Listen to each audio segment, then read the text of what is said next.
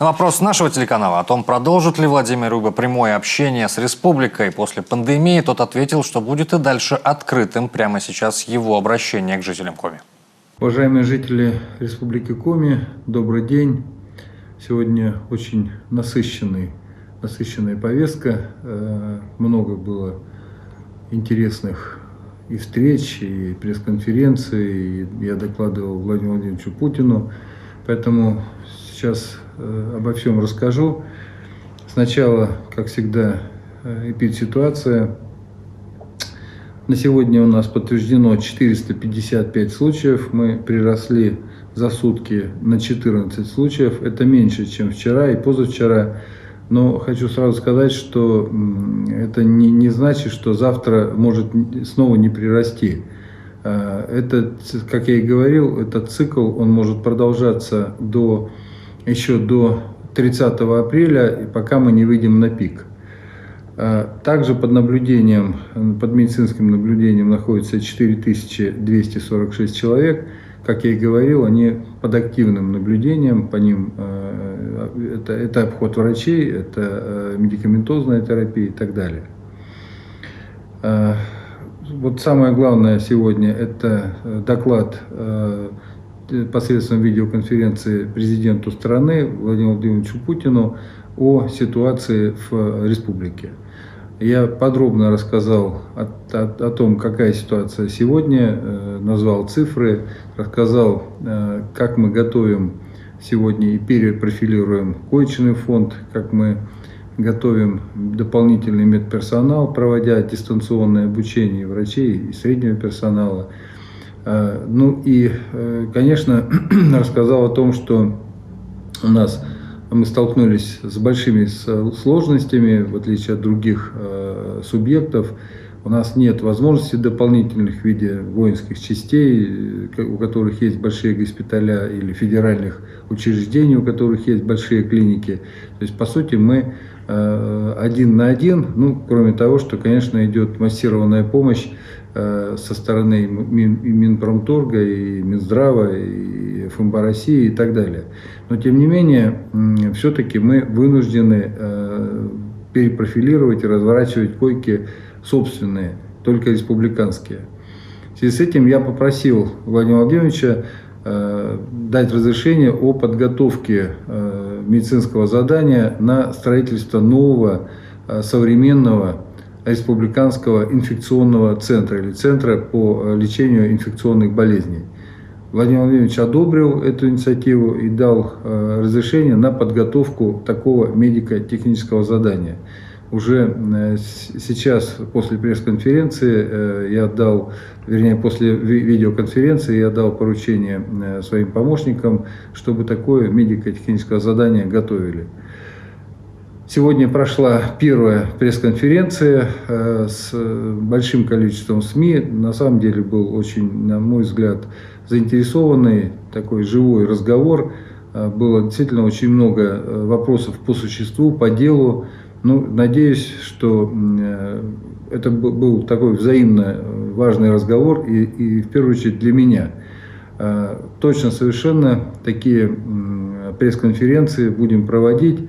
Подумаем, насколько они должны быть часто или редко, но точно они должны быть по мере того, как будет накапливаться информация, которую нужно будет и мне вам доложить, и вам обратной связью задать мне вопросы. Как я и говорил, очень сложное решение, связанное с не открытием весенней охоты. Еще раз поясню. Очень было сложно принять его. Изначально прекрасно понимал, решение непопулярное. Решение, собственно говоря, можно было просто пойти по течению поплыть. Почему я принял это решение все-таки не открывать весеннюю охоту? Объясняю. Во-первых, нельзя принять полумеру. То есть мне говорили, писали, подсказывали, что давайте сделаем только для жителей республики. Нельзя этого делать. По законодательству российскому мы не можем ограничивать въезд и перемещение граждан Российской Федерации. Тем более, что у нас не закрыта республика, границы открыты, поэтому нельзя делать, и полумера тут не проходит.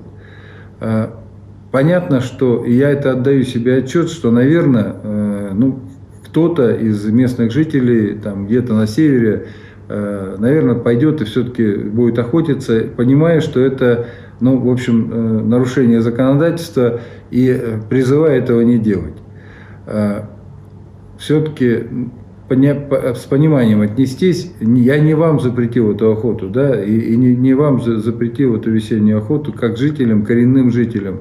А опять же, понимая, что приедет много тысяч людей, и среди этих тысяч точно будет несколько человек, которые принесут дополнительный источник коронавирусной инфекции на территорию.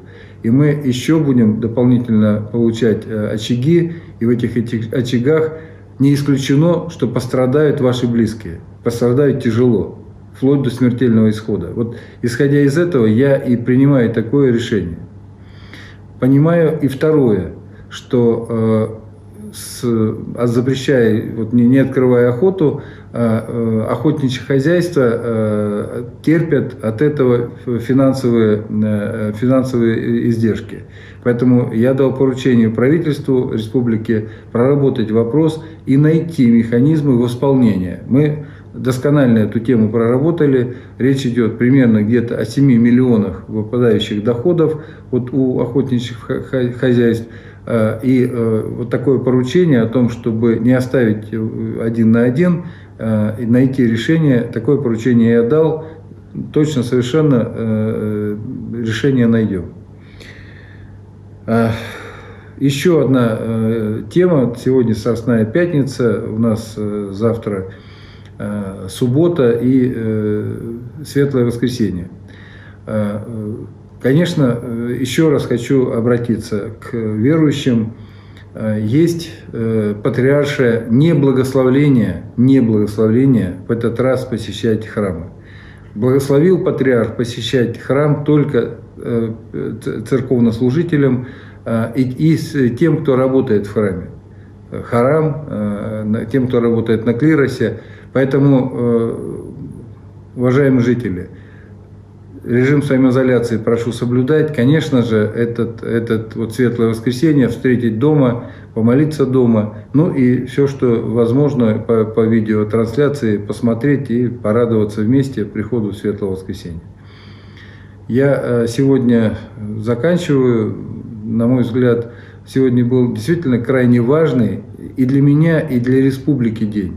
Даже хотя бы потому, что президент дал поручение готовить медико-техническое задание под новый центр инфекционной болезни. Это очень серьезное и важное решение. Будьте здоровы, до завтра. Завтра в очередной раз увидимся, и я вам расскажу о субботнем дне. Всего вам доброго. Будьте здоровы.